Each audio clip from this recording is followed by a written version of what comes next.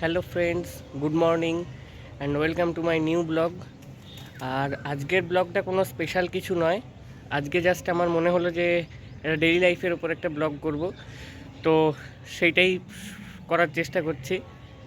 তো আজকের ব্লগে আমি সারাদিন যা যা করব, যা কিছু হবে, সব কিছুই তুলে ধরার চেষ্টা করব।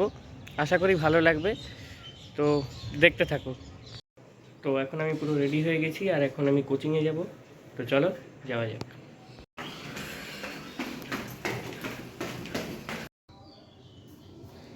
আমি এখন কিড়িংকে সঙ্গে নিয়ে চলে এসেছি টিউশনিতে।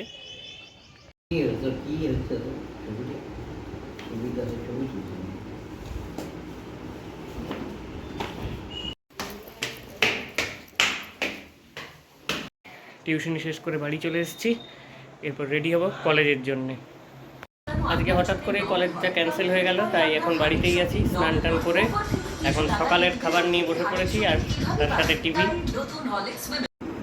আমি এখন আমার কয়েকটা লেখালেখির কাজ আছে, সেগুলো শেষ করছি।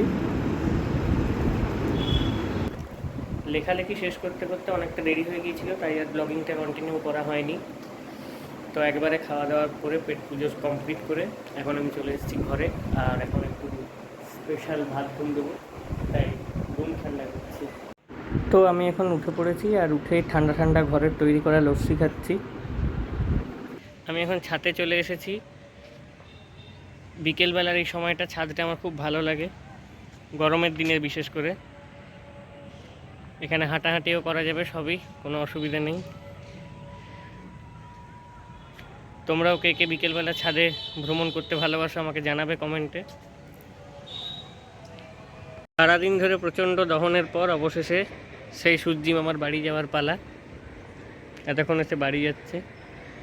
এই সময়টাই ভালো লাগে, ফেস টু ফেস তাকে করা যায়। সন্ধে হয়ে এসছে, কিন্তু গরমের কিছু কমতি হয়নি। তবে হ্যাঁ, সারাদিনের যে হিট তার থেকে একটু কম। তো রাতের খাওয়া দাওয়া সমস্ত কমপ্লিট করে এখন ঘুমানোর প্রস্তুতি শুরু হয়েছে। তো এরপরে এখানেই শেষ করলাম এই ব্লগটা।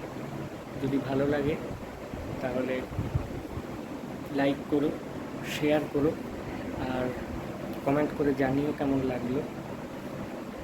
দেখা হবে আবার একটা অন্য কোনো এরকম ব্লগে। বাই।